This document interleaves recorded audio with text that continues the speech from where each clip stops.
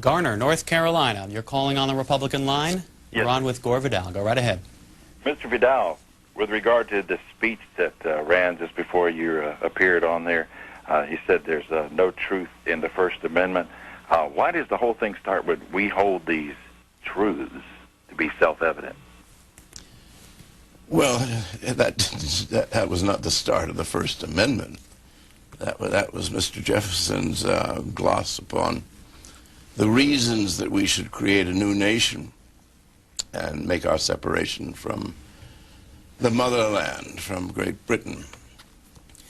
Truth is, first of all, Pontius Pilate said the first and last word on what is truth. It is highly relative and depends upon what people will agree upon at any given time. The First Amendment is about the freedom of speech. Most speech is untrue, either deliberately or just through plain ignorance. And if Mr. Starr thinks it's about truth or the pursuit of truth, he has no notion of what the First Amendment means. I mean, you can say anything. I'm told that James Carville is now under indictment or whatever it is for having attacked Kenneth Starr. He has a perfect right to say that he thinks Kenneth Starr is a bum, or misguided, or untrue. We all have that right. That's the First Amendment. So to say piously, oh, it's about telling the truth. Well, it isn't about telling the truth. It is about liberty. I have a fax here. What are your views regarding the war on drugs? Is the federal prohibition of drugs constitutional? Isn't the crime associated with the use of drugs actually the result of prohibition? And don't you think most of this crime would vanish if adults were free to acquire their drugs of choice from liquor stores or similar outlets? Yes, I totally agree with what the fax says. However, the faxer is far too intelligent for our society at this moment. We love to have sin, which we can then demonize and illegalize. It is no business of the state. John Stuart Mill made this point very clearly, that no state has the right to prohibit people from doing what they want to do as long as it does no harm to others. No state has the right to make you be healthy, to stop smoking or drinking or taking drugs. It's a marvelous means of control of the people. And that's what these prohibitions are about. You invent prohibitions. From 1919 to 1933, we prohibited alcohol. We had a crime wave such as the nation had never seen. And we've had no respect for law since then. The prohibition of drugs is just wonderful, particularly of such unimportant things as marijuana, for God's sake. There are people serving life terms in prison, 3 times caught. So I would say that to legalize all of them, turn it over to the doctors in the cases of serious drug addicts, and get the cops out of it, because you'll also get crime out of it, which is extremely important. There's no money in drugs. Nobody's going to peddle them. As you look at this town, is there a single most important issue that you follow that is on your mind these days? Well, the general absurdity of the press. And I thought that, this is falling out of my ear, but... I think it's okay now. But who listens, you know?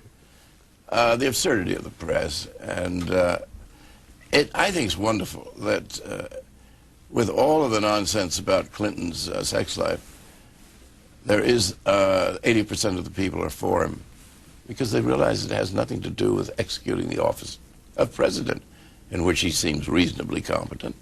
So the press got that one quite wrong, and Congress, of course, is living in cloud cuckoo land. I mean, they're representing the right-wing interests that put them there, and rather corporate interests, we should say. We have time. I'm sorry, did you want to... No. Oh, sorry to cut you off there. No, I was just thinking about my ear. With this thing we'll get it fixed. We're going to take a look at some of your books here while we take a call from Coral Springs, Florida, on the Independent line. Go right ahead. You're on with Gore Vidal. Mr. Vidal, what a huge pleasure it is to speak to you. You are as erudite and brilliant as any writer on the scene. It's far as politics goes, don't get involved. You're so above it and beyond it, it would just drag you down to its level, which would be a tremendous shame. It's so ironic that I see you on TV, because myself, being on the cusp of modern literature as I am, I just got finished reading Burr and 1876 Now, even though you wrote him almost 25 years ago. And I think they were just so great. I wanted to ask you, of all the millions of things I wanted to ask you, what I would feel like asking you, that I know you don't have the time to talk about, one question: was, in fact, Martin Van Buren Aaron Burr's illegitimate son, or is that just done for the book? Well, no one will ever know. Where I got that from was the diaries of John Quincy Adams, who was serving in the Senate when Martin Van Buren came to the Senate from New York. And J.Q. Adams said there is a marked resemblance, I'm just paraphrasing, between Martin Van Buren and his alleged, or whatever adjective he used, father Aaron Burr. I checked all the dates, and he could have been the father of Martin Van Buren. The Van Burens had in Claverack, near Claverack in Columbia County, New York, where I used to live, a tavern, and Burr was on circuit as a lawyer, and Mrs. Van Buren was a lady that he might well have wanted to seduce, and Matty Van, as he was known, might well have been the son. One bit of circumstantial evidence: when Burr came back from France, where he'd been in exile, Van Buren was about to be governor of New York, and Van Buren took him in. Now, this was the most cautious politician that ever lived, and to take in Aaron Burr meant that you were, well, he was throwing caution to the winds, because Burr was being treated like Benedict Arnold. So I think there's probably something in it. We go to Kenner, Louisiana, back to the Democratic line. Thanks for hanging on. Good morning. Yes, good morning. Good morning, Mr. Vidal. It's a pleasure to talk to you. You seem to be very well informed and unbiased, and just tell it like it is. My question to you, sir, is what do you think of the phenomenon of the religious right back in the Republican Party, which basically I see the party of corporations with the exception of the Blue Dog Democrats? The phenomenon of back in the social agenda, while at the same time the Republicans, and I look at Ronald Reagan's administration, Bush administration, the redistribution of wealth in this country, the human suffering that is caused, the families that have broken up as a result of financial problems, no one at home to watch the children, two income families. And I consider this very immoral. While my entire family backs the Christian Coalition, I think I'm the only dissenter in the group, and I say, basically there's straining gnats and swallowing elephants. Well, keep up the good work.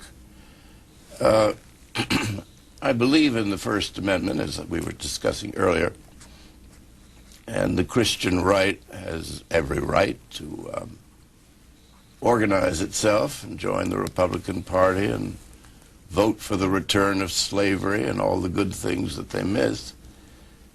But the way to tame them, I would remove their tax exemption.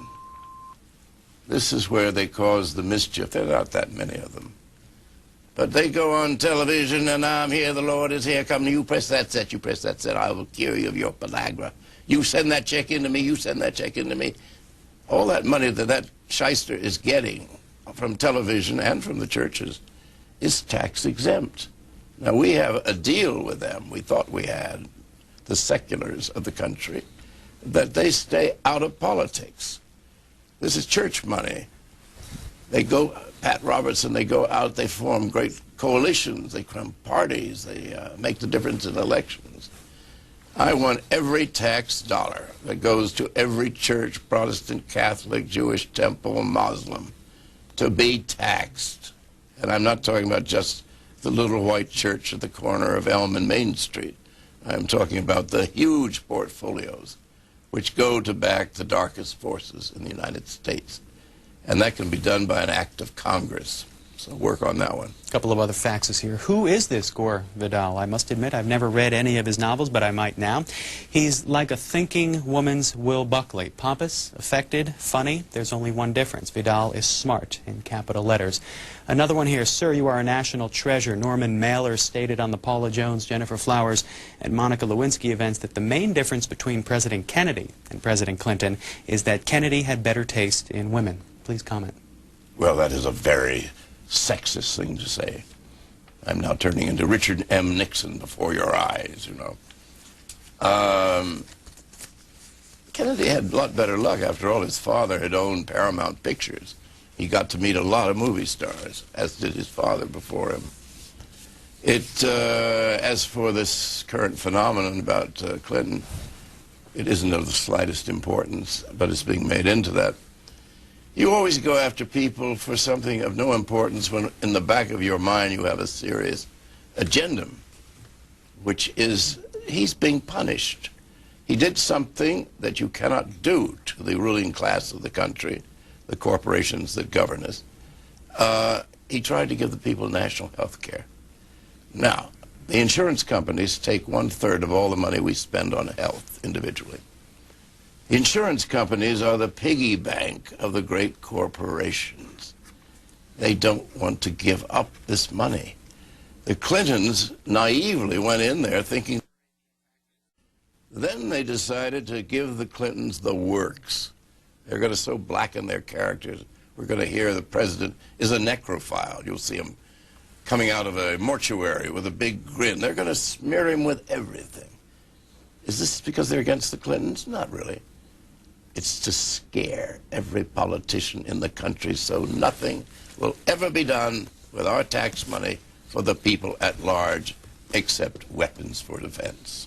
Gore Vidal, thank you very much for joining us this morning for this half hour. Here is the new book, once again, Gore Vidal, The Smithsonian Institution, a novel, your first visit to the Washington Journal. Appreciate your time this morning. Good. Thank you very much. Thank you for watching and phoning in with your articles and questions and comments all morning. We're going to the House of Representatives now. The morning prayer is being said by Reverend Ford, and today it's tropical forest conservation. Remind us each day that we never walk the road of life alone.